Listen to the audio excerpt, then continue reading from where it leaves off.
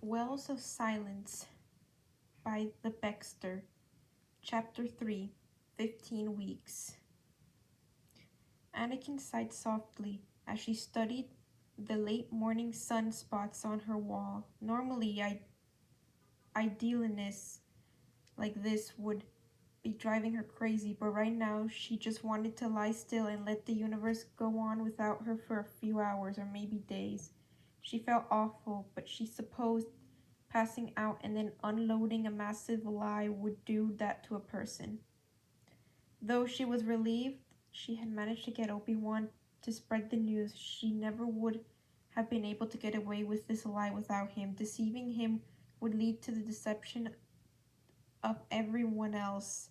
If Yoda or the Council asked for her to recount her story, she'd never get away with the lie. But since Obi-Wan believed it was true, the others would too.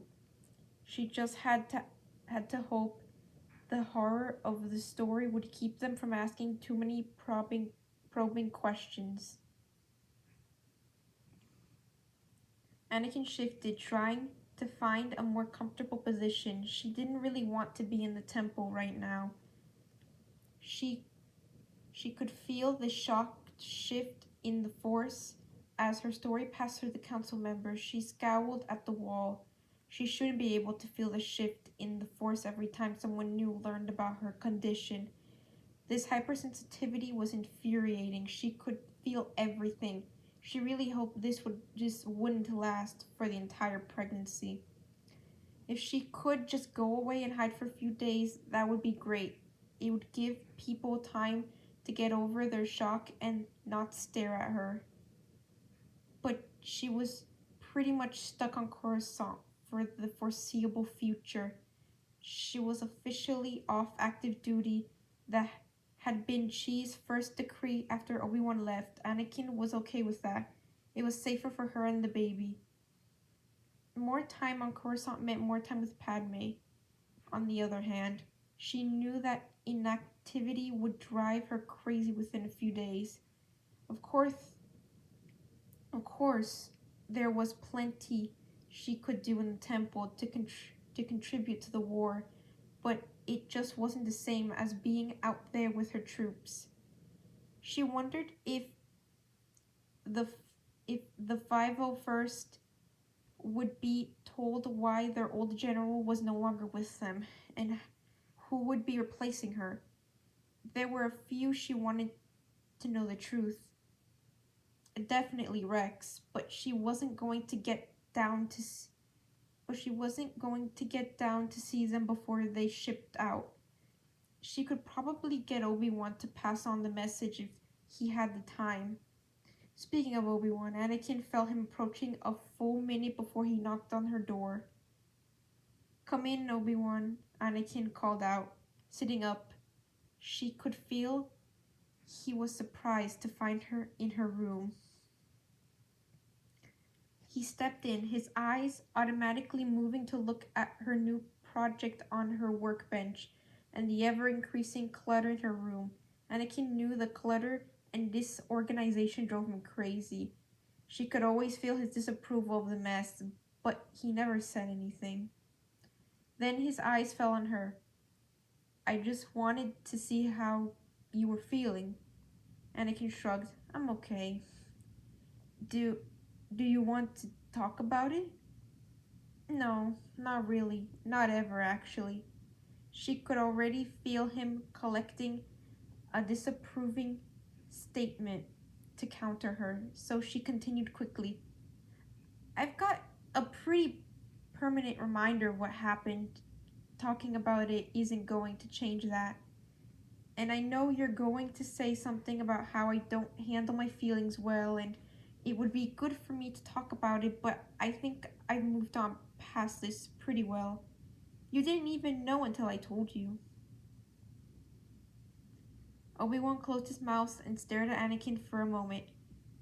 "All right, we don't have to talk about it. But if you ever want to..." "Don't worry, I won't," Anakin muttered. "What did Master Chi have to say?" "She took me off active duty. I am officially grounded. So there's that. There will still be plenty for you to do here, Obi-Wan assured her. I know, but it won't be the same. I just hope whoever takes over the 501st will treat my troopers well. I'm sure they'll be fine. Did Master Chi tell you anything else? Yeah, she gave me this massive list of vitamins I'm supposed to take every day now. Anakin picked up a data pad from beside her bed and tossed it to Obi-Wan. Look at this thing. I don't even know what half of these are. Obi-Wan's eyes widened as he read. It was quite a list. You'd think in this day and age they'd figure out how to put it all into one. But no, apparently not. Anakin groused. So, do you have to go get them? No, Master Chi was going to gather them and send them to me later. Alright, is there anything I can get for you now? Anakin quenched the spike of irritation that flared up. Just because she was pregnant didn't make her an invalid.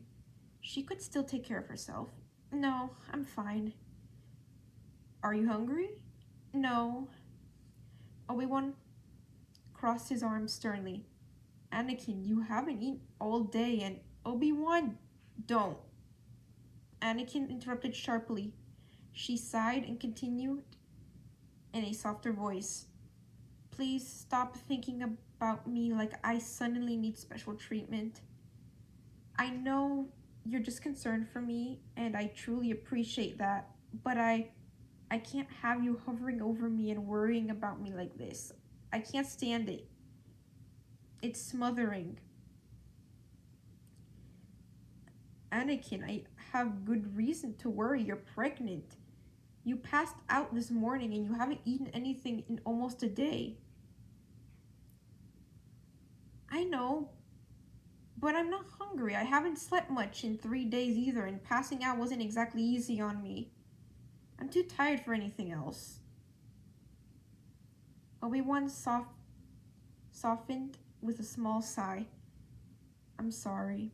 You're right. You should rest, Anakin. I'll leave you be for now and check back later.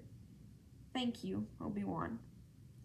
But don't think that I'm going to make But don't think I'm not going to make sure you eat something today. You shouldn't skip meals like that, especially now. But I'll try not to smother you too much. Anakin smiled up at her friend. I'm going to hold you up to that. You know what Master Yoda says about trying. Obi-Wan rolled his eyes but smirked. Just get some rest, Anakin. I'll see you later. Obi-Wan let himself out of the room. As soon as he was gone, Anakin collapsed back into her bed. She was dead tired. Passing out today had been a bit of a nasty shock, and her body wanted nothing more than to shut down and sleep for a while. At least her stomach had stopped hurting. She turned and stared at the sunspots on her wall again, watching them as she drifted off to sleep. When Anakin woke up, the sun was low in the sky. The sunspots on her wall had moved and were now a warm orange. Anakin sat up and noticed a tray of food on her workbench, no doubt left by Obi-Wan. At least he wasn't waiting around to make sure she was eating. She lifted the lid to see what he brought. Just some bread and a bowl of lukewarm soup. Anakin half smiled. She really should try and eat something. Her appetite wasn't quite there, but it had been almost 24 hours since she had last eaten. She checked the chrono, and as she dipped a chunk of bread into the broth. It was early evening, almost dark. Then she could go to Padme's and share the good news. She just hoped Padme would think this was good news. Somebody had to, because Anakin sure as heck wasn't feeling it at the moment. After she had eaten, Anakin went to find Obi-Wan. She felt like she should thank him and let him know that she had indeed eaten something, now that she had slept she felt the familiar restlessness settling in. She found him walking the halls, talking with Plo Koon. The change in the atmosphere was palpable.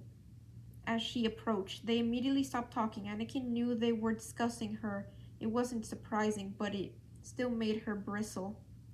How long until she got used to that? Skywalker, I heard the news. I am truly sorry, Master Plo said solemnly, placing a hand on Anakin's shoulder. Anakin couldn't quite meet his eyes. She looked over his shoulder instead. Thank you, Master Plo. He nodded respectfully to Obi-Wan and Anakin before moving on. Anakin was glad he didn't stay to talk to her. She wasn't feeling particularly conversational right now. She had always been friendly with the Kel Doormaster, more so when she had taken Ahsoka as her Padawan. But ever since Ahsoka had left, well, Anakin might have been avoiding him somewhat, and he was avoiding her. Plo had discovered Ahsoka and brought her to the temple. Her leaving hurt him, as much as it had hurt Anakin. Neither of them wanted to talk about it. Obi-Wan waited until Plo was several yards away before speaking. Are you feeling better? Yes, some sleep and some food have really helped. That's good. I just came to thank you before I head out. Concern crossed Obi-Wan's face. Where are you going? Anakin shrugged. Just out for a walk. I need to move and I have a lot to think about. I see. Well, be careful, Anakin. I always am. Anakin half smiled before walking away. She went undisturbed through the temple and out the main gates, then pulling up her hood over her head. Anakin walked away quickly. Within minutes, she was lost in the crowds of Coruscant. She didn't have a set path or destination. She still had to kill another half hour or so before dark finally fell, though she let her mind wander and the Force guide her feet where it willed. Anakin felt like everywhere she looked there were parents and children. Mothers and fathers with their sullen teenagers following, or with their excited young ones pulling on their hands. People carrying infants and toddlers, pregnant women everywhere. She knew they had always been there, just citizens of the city planet going about their own lives, but now she felt hyper aware of their presence. She wondered what it would be like to be one of them. Not a Jedi, not a general, not Anakin Skywalker, the hero with no fear, not the chosen one, but just a normal citizen of the Republic, mostly anonymous, save for a handful of people in her life, able to be whoever she wanted, change however she wanted, make good and poor decisions with relatively small consequences in the grand scheme of things, a life where she could be married and not have to hide it, like she was ashamed, where she could have a child and not pretend like she didn't want it, like it was something to be ashamed of. It would be nice, but it would be wrong. The Force was a part of Anakin. It was her life.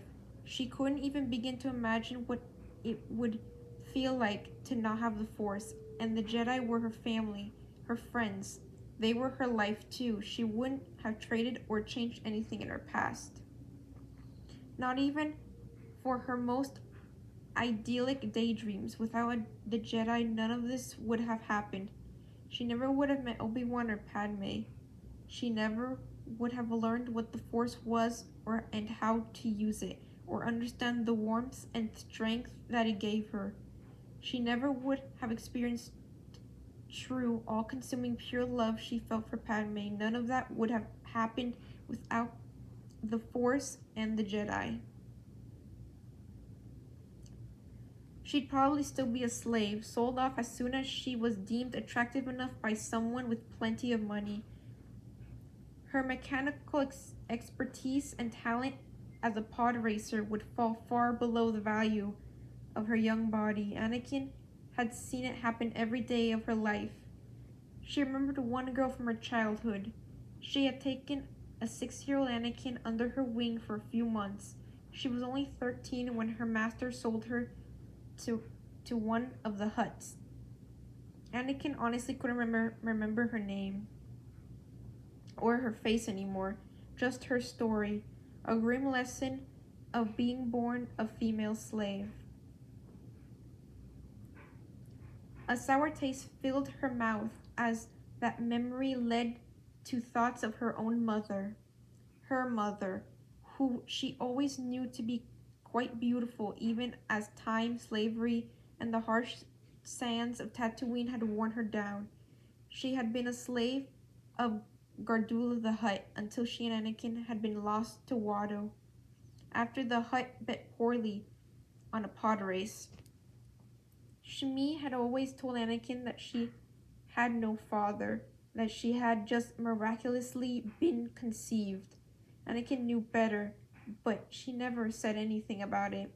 Even the council had opted to believe Shmi's story.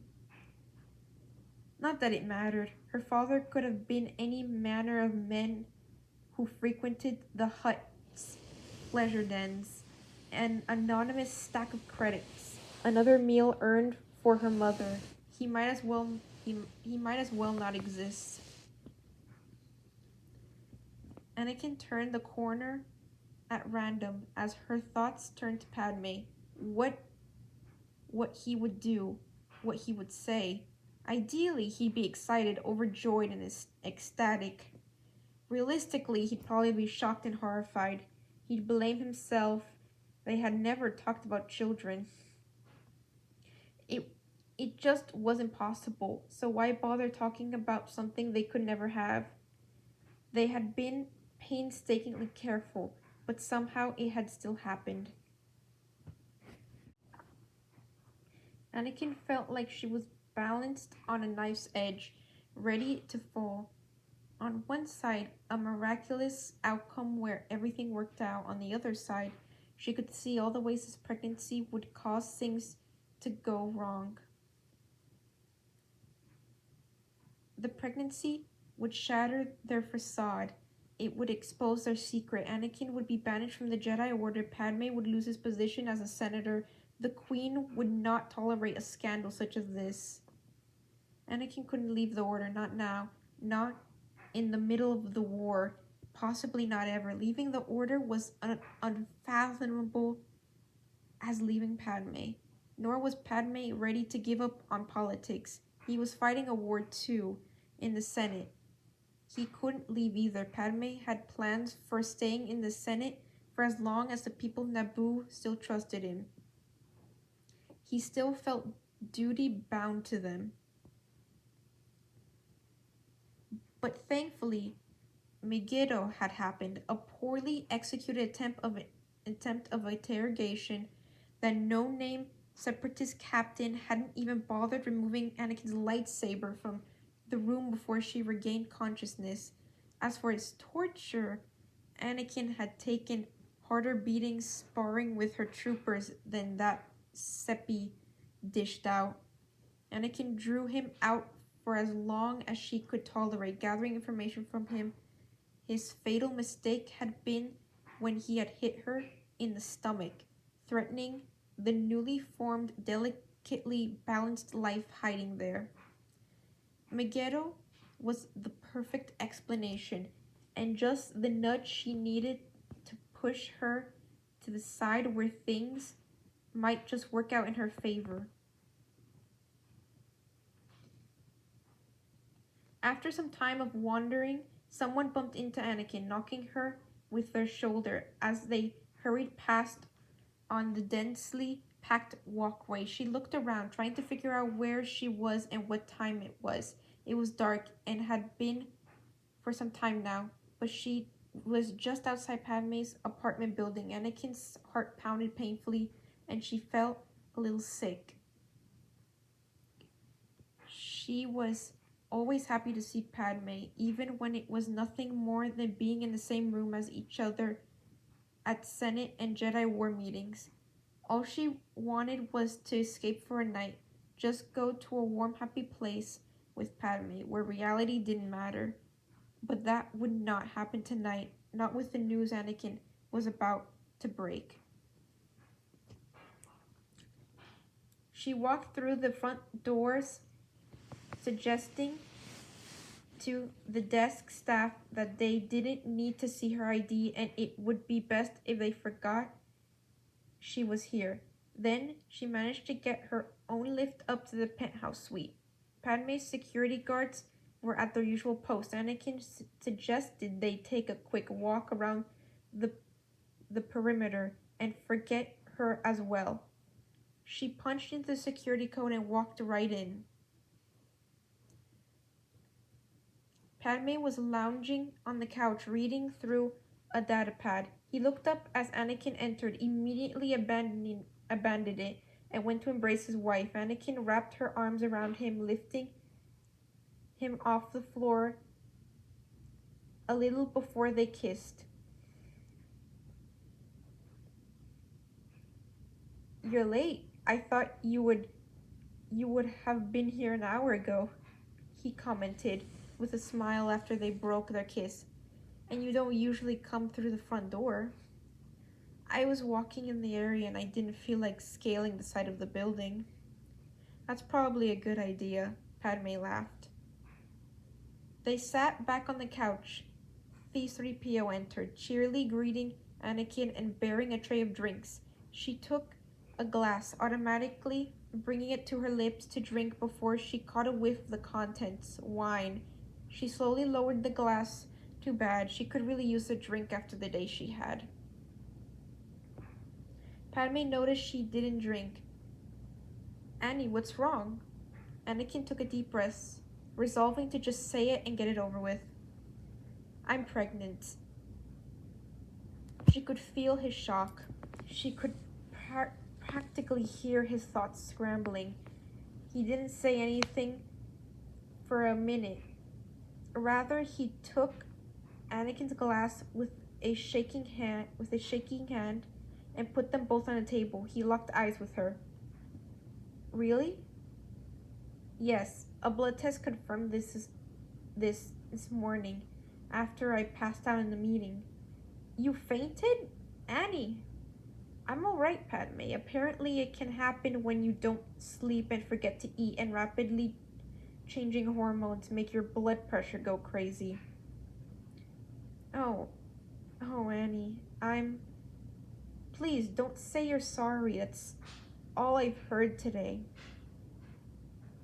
Anakin breathed deeply and looked away, blinking rapidly to stop the burning in her eyes.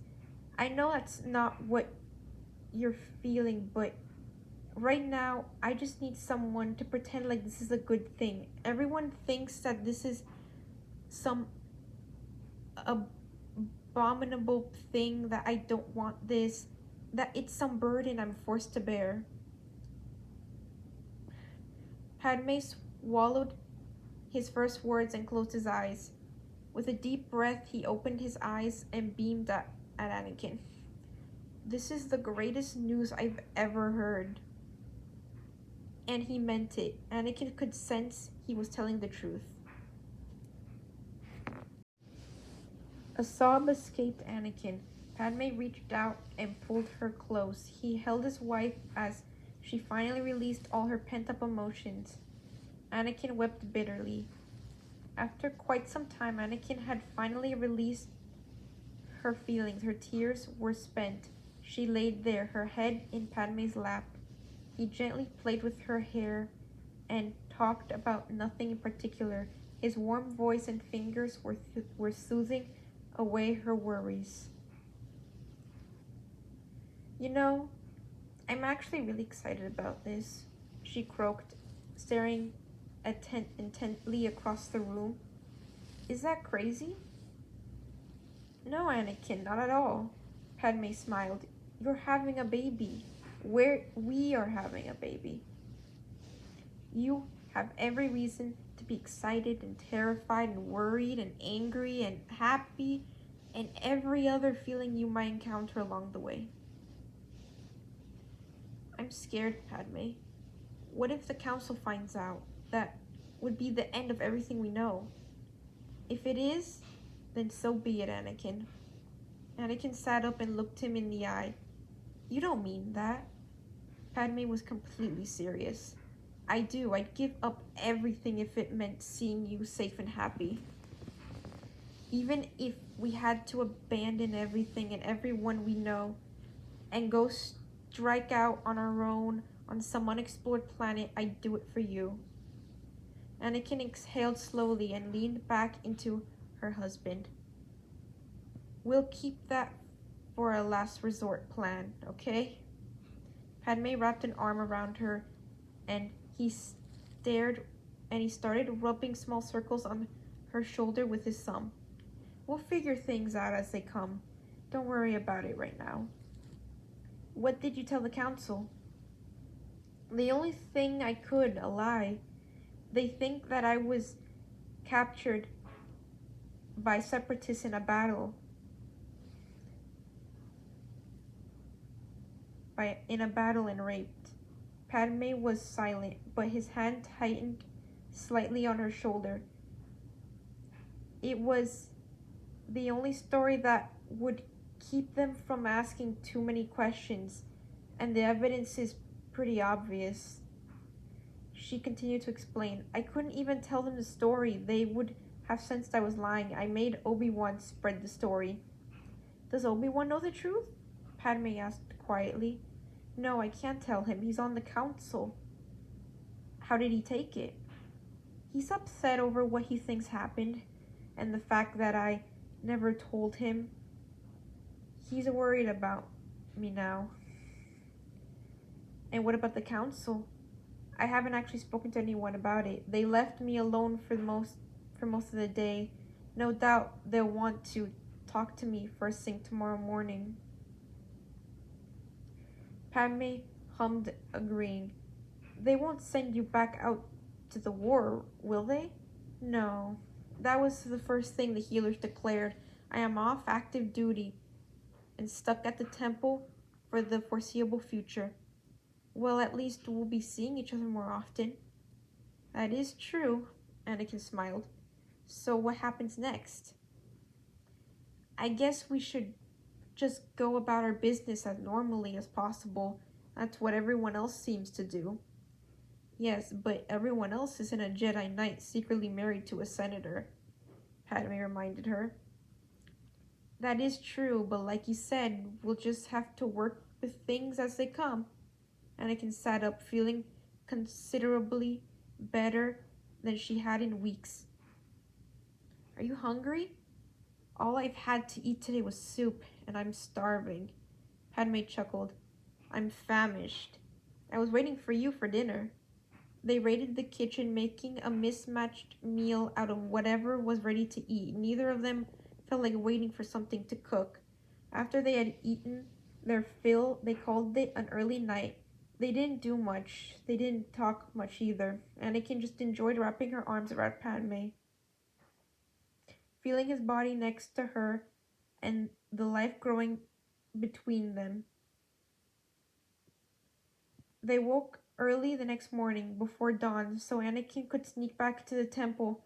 Hopefully Obi-Wan hadn't been too concerned over her extended walk. She usually could get away with sneaking out at night, but given her recently discovered pregnancy, she had a feeling Obi-Wan would be a little more attentive to her nightly excursions. She had to be more careful. End of chapter.